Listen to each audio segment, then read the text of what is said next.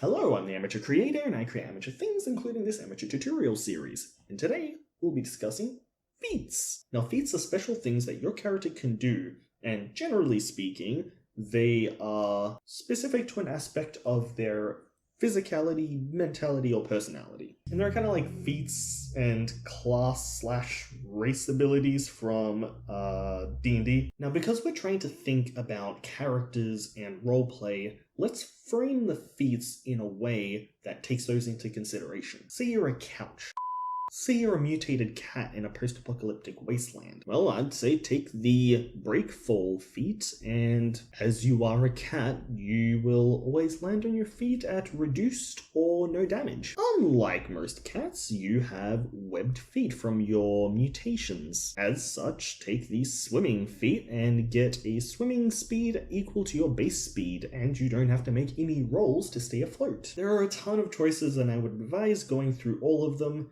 Keeping in mind that some feats have prerequisites, and so you might need to alter your attributes or just pick and choose your feats based on your attributes. Now, feats cost feat points, different feats costing different amounts, and you begin level 1 with 6 points. Now, you'll be able to choose feats at different tiers, the cost and effectiveness changing with each level. So, for example, if we gave our mutated kitty the defensive reflexes perk at tier 2, rather than get advantage 1 on action rolls when we take the defend action, we get advantage 2. That said, if we did that, it would exceed our maximum amount of feat points, so let's just lower that down to a tier 1 feat. Or we could just pick something else. That said, we have a point left over.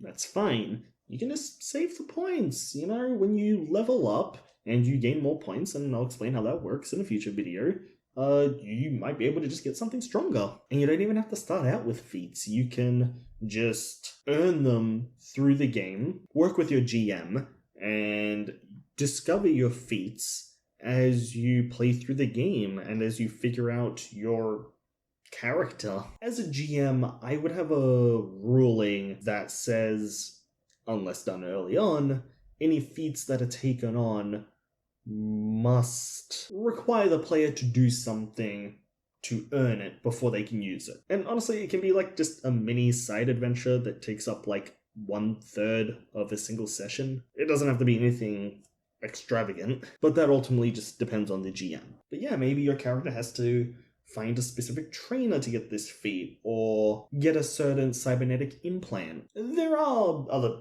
feats that, you can just sort of wave away with a quick explanation. Like our mutated cat has mutated even further and has sprouted flyer wings. That is terrifying. Well, that does it for the feats video. I just wanted to keep it short and sweet because the attributes video was so long and, dragged on a little. I hope it was informative, and in the next video we'll be talking about banes and boons. So, get ready for that, and I'll see you next time. Bye.